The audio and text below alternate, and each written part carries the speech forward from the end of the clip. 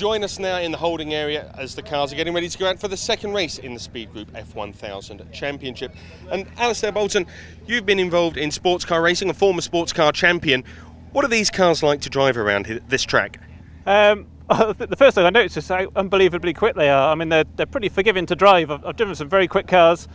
Some are easier to drive than others. This is really good, you know. I mean, you do feel quite exposed, and that kind of enhances the feeling of speed, but they're great little cars, you know. It's the perfect combination of, you know, it's good superbike power, low weight, quite forgiving, so people can just get in them, and, you know, as long as you've got a reasonable amount of skill, you can get the pace up pretty quick. And particularly with this race now, the second race, it's a reverse grid format. You're third on the grid. Cadwell's very notorious for being difficult to overtake. Do you think you can hold on to the podium? I hope so. I've got a few ideas of, you know, what might happen on the start. You try and work out in your head, you know, if this guy goes this way, where do you go? But I've had varying successes at Cadwell. I've seen it when it goes extraordinarily well and extraordinarily badly on the start, so I'll wait and see what happens. But the main thing is just keep it clean. It's good they give us quite a bit of space on the start here, so no, I'm looking forward to it. It's going to be good. We're looking forward to it as well. Best of luck. We look forward to seeing you after the race. As I mentioned, reverse grid format. Yesterday's winner, Michael Watton, starting in P8 and on pole position. One of the oldest, if not the oldest driver in the series, Peter Legge. He's going to be there on pole position. As I mentioned, it's a very tough circuit to overtake on. Could we see him there at the end of the race? We'll wait and see. It's over to Andy McEwan to take you through the grid. Yeah, thanks Lloyd. I always enjoy these reverse grid races, and round here on the tight, twisty Cadwell Park circuit, it should be particularly entertaining. So Legge on pole from Bailey alongside. Alistair Bolton is third with Adam Walker on row number 2. Then it's Alok Iyengar and Dan Clues ahead of our top two from race 1, Butcher and Watton. Then it's Alwyn Rhodes-Mays and Christopher Hill with Dan Levi at the back of the grid.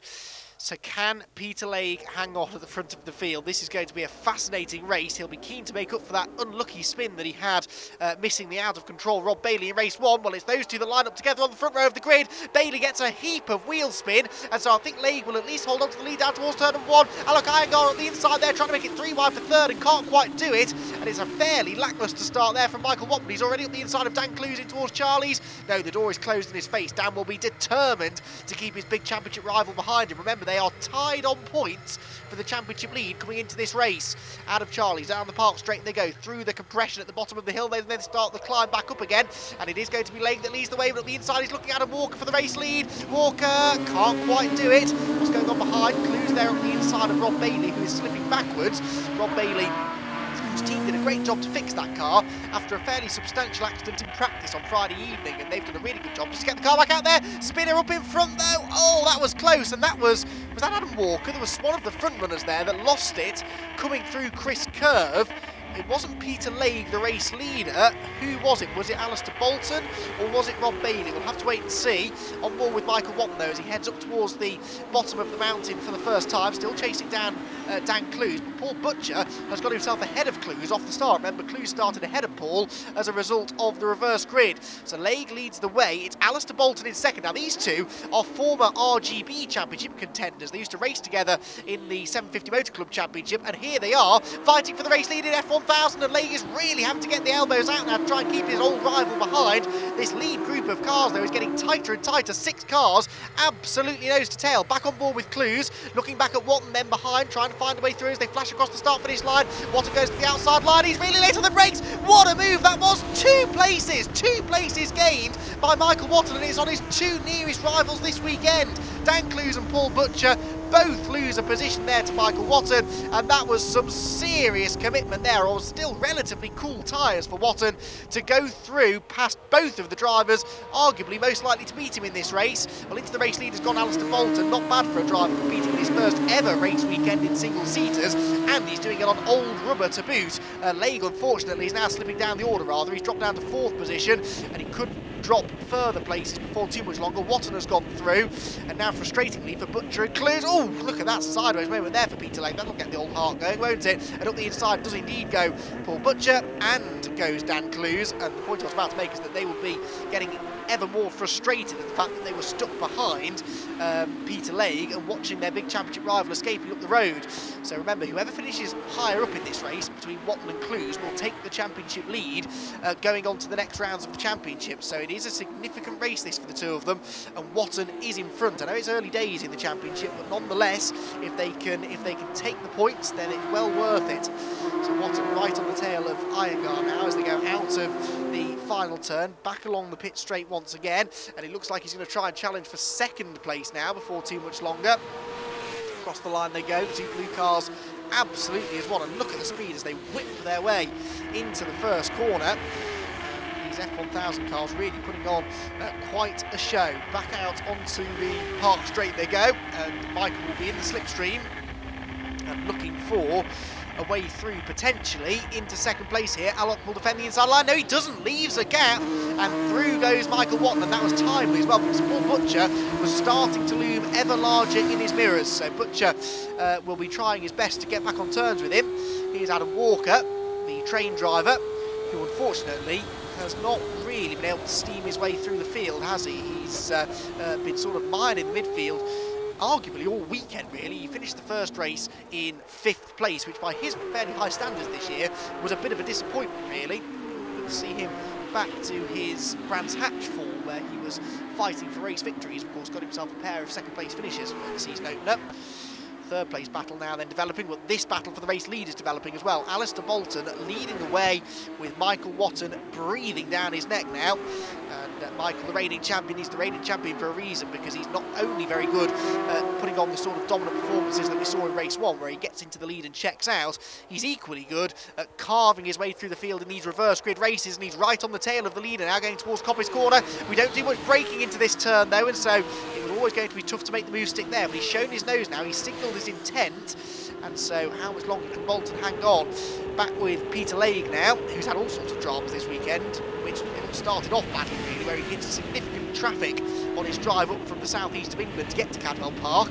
Only completed 3 laps in qualifying because of clutch issues, and now even bigger issues because he's off on the grass coming through Charlie's. The barrier is looming, bang! Rear end first into the tyre wall, and well, they had to fix the rear diffuser and the front wing after that off that he had yesterday, and unfortunately he's sustained more damage, and that's race-ending damage you'd have to imagine in race number 2. So the leaders make their way towards the mountain. Into third place has now come Paul Butcher, so that will really mean that Watton has to get the hurry up here to get past Alistair Bolton before Butcher in the yellow and purple car starts to close in on him. So through the Hall Bends we go again. Watton certainly is the quicker of these two, there's no doubt about it, but if he spends even another half a lap stuck behind Bolton, then Butcher and potentially Dan Clues will be with him, because we're on board with Dan now in 5th place, chasing down Alok Iyengar as they turn into Barn Corner once again. If he can clear the blue number 44 car fairly swiftly, he may well be able to go off with Paul Butcher and chase down the leading 2, and it is still 45 Alistair Bolton leading the way. Runs a bit wide though through Coppice. Yellow flags out as a result of Peter Lake's spin into the barriers. Thankfully that's not quite as dramatic as his 120-mile-an-hour spin that he had yesterday. Here we go though, nose to tail down the park straight. This is for the race lead, and Watton gets himself to the right-hand side of the road. That's the inside line for Park Corner. We're on board with Alistair Bolton. Can he hang on? He's going to have to be the last of the late breakers to do it, and it's Watton, who is one of the best on the brakes, who carves his way through into the race lead. So Alistair Bolton, well, it's taken Michael Watton half the race there or thereabouts to get himself into the lead of the race, but he has done it now, and he will look to try and pull a bit of a gap now over the rest of the field before Paul Butcher comes through, because Butcher is now right with Bolton. And it's difficult here for Alistair because yes, you've lost the lead, but you're still on for a really good result. Don't throw it all away now. It's very easy to lose the sort of desire to keep pushing when you lose that lead, but it still would be his first podium if you could hang on to a top 3 position, of course. Alistair Bolton in his debut in the F1000 Championship, as we mentioned, his debut in single-seater racing, and possibly because he's underestimated just how competitive this championship is, he opted to compete this weekend on used rubber. Didn't buy himself a fresh set of tyres, and he may well be living to regret that now slightly. On board with Dan Clues, and it looks like that's Adam Walker in the 14 car that's chasing us down. fairly sure now that it was Adam that we saw spinning on that first lap up towards the gooseneck, but he's recovered nicely to be chasing down the erstwhile championship leader now. Oh, Paul Butcher, look at that. That was right on the ragged edge and a little bit beyond as he got 2 wheels on the dirt coming out of Charlie's. He still carries good speed up the hill though, gets in the slipstream, ducks and dives this way and that, but, well, Alistair Bolton, he was not going to make the same mistake again and leave that inside line open, was he? That's how Watton got through a lap or so ago. He's not going to let Paul Butcher have it that easily. Back through Chris Curve they go. Still the 45 car is ahead of the 42 car. Back down the hill over the curb in towards Mansfield, and yep, he's doing well to hang on for the time being, but you do sense that there's no doubt about it, Butcher is quicker here. It's just a case of where he can manage to prise open the door. There goes Michael Watton through the right-hander at the bottom of the mountain, leaps into oblivion over the hill. It's almost side by side for second place now as they appear back into our sight.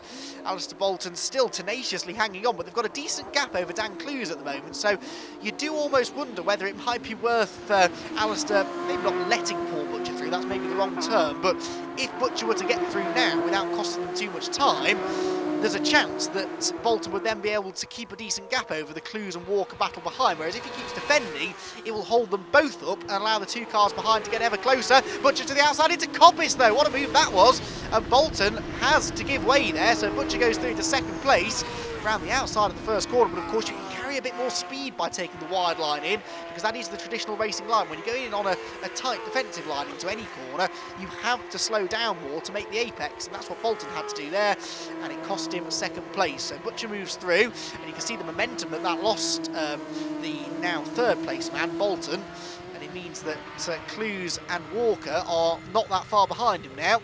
There is Dan Clues, car number 8, making his way through Chris Curve, into the gooseneck, through the right, through the left, they plummet downhill again, and hard on the brakes then the road flattens out, but not quite enough there for Clues, who actually outbraked himself, ran a bit wide, and Adam Walker gets a run down towards the mountain. He's up the inside line. This would not be in the script for Dan, who really can't afford to be losing too many places. One of Dan's worst finishes this far in the season. He's rarely been off the podium, to be honest. He's had more podium finishes than anybody else. His worst finish is a 4th for the man who, yeah, he's won a race, and the other 4 of the other 5 races he was on the podium. So he will be dropping quite a significant amount of points when we start calculating drop scores, which generally speaking starts to happen midway through the season. And so Dan, in a way, can afford to have a couple of slightly lacklustre finishes. This, at the moment though, on course to be equaling his worst finish of the year, and if Walker gets through, it would be his worst finish of the year outright.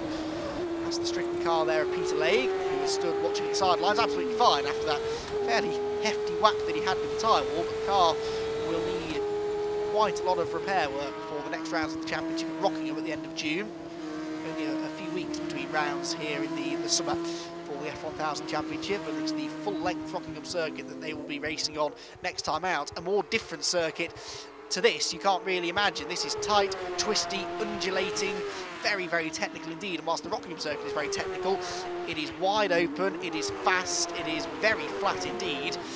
But it's a great calendar that has been produced for the F1000 Championship this year. They really do get to sample the best of British motorsport, and they get to sample a little bit of everything really.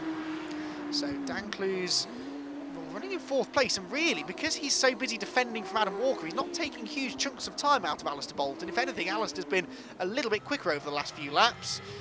Clues just about doing enough to hold on to this 4th place over Walker. Iyengar, don't forget, is still running in 6th position. Back across the line, scorching pace being set here at Cadwell Park. You'll be unsurprised to hear that Michael Watton set the fastest lap. 23.5 though is actually just over half a second off the pace that he ran in race 1, but of course he's been mired in traffic throughout the first half of the race.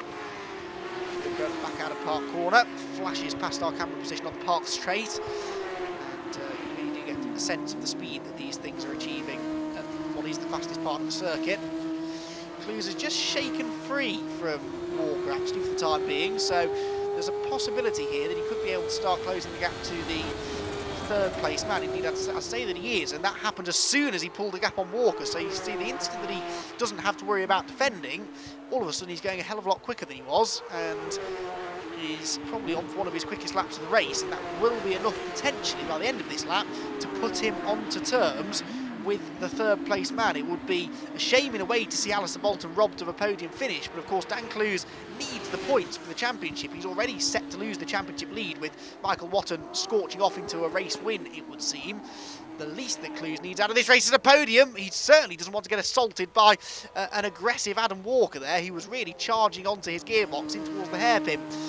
On the final lap though now is Michael Watton, who is turning his way through Chris Curve, and he is about to take his second race win of the weekend, his 6th of the season from 8 races.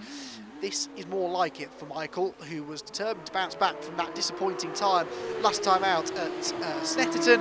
And here he is at Cadwell Park, about to do the double. Out of the final corner he comes, and he will see the team cheering, the checkered flag eventually waving, and it is a race victory for Michael Watton by 4.8 seconds in the end over second place man Paul Butcher, sorry 6.2 excuse me. Dan Clues is third, Alistair Bolton fourth, Alec Iyengar fifth, then Adam Walker, Rob Bailey. Al Rhodes Mays on his return to racing after 20 years away is 8th, ahead of Christopher Hill 9th. We lost Peter Legge, and Daniel Levi unfortunately fails to reach the finish of either race. Michael, an amazing race coming through the field on a circuit as tight as this. You must be feeling really pleased with yourself. Yeah, it was a very exciting race. I mean, we discussed before that the first 2-3 laps were going to be really fraught for this race because it's so tight and narrow. There's only certain place you can overtake, and the first few laps it was almost like picking a lane on the motorway, which one you thought was going to go faster in the end. And yeah, eventually passed Dan and Paul in one move, and I think that was the key to the race then, because I expected them to be my 2 toughest competitors, but Alistair was driving really well. It was just a really exciting race for me. Paul, congratulations on second place, but bit of a tough race out there, and unfortunately not the top step of the podium today. Yeah, I made the wrong call basically. As Mike was saying, it was a question of picking where you thought the gap's going to open up, and I made a wrong choice, and he managed to come through. The one thing I should say though is big congratulations to Alistair Bolton. I mean, this is his first race in a Jedi, and he made it really tough to get past. Really impressive for his first time out. Yes, he's going to be someone to watch further on during the season. Next race at Rockingham, looking forward to it? Yeah, I tend to go pretty well at Rockingham. We've got a couple of setup changes we're going to try on the car to find the 2/10 I need to give Michael a slightly harder time. We'll see how it goes. Well, we look forward to seeing you there. Congratulations once again. Thank you very much. Cheers. Dan, I'm just going to assume by looking at you that was a tough race. I don't know why, there's just something kind of gives it away. That was very hard work, really hard work, and much more entertaining than the first race yesterday. Yeah, really good race. So the first few laps pretty chaotic with the reverse grid, and just yeah, trying to pick your way through really, and it took all race to get to third. I only passed Alistair on the last lap. I think it's his first go in the car this weekend. He's driven brilliantly. Adam Walker nearly got past me halfway through as well because we're making little mistakes. It was a thoroughly entertaining race. And as you say, close, clean racing all throughout. Is that one of the key points of F1000 racing? Yeah, very much so. I mean, the guys in the series are very good, very hard to race with, but also very fair. You've got to have a certain level of respect with each other when we're racing open wheel cars. Otherwise, you end up in trouble quite quickly. Yes, absolutely. Well, congratulations once again. Been fabulous seeing you out there. We look forward to seeing you next time. Thank you very much, and just say top job to JFK this weekend. They've done a great job with the car. All we've done all weekend is just cleaned it, checked it and refueled it. Brilliant job.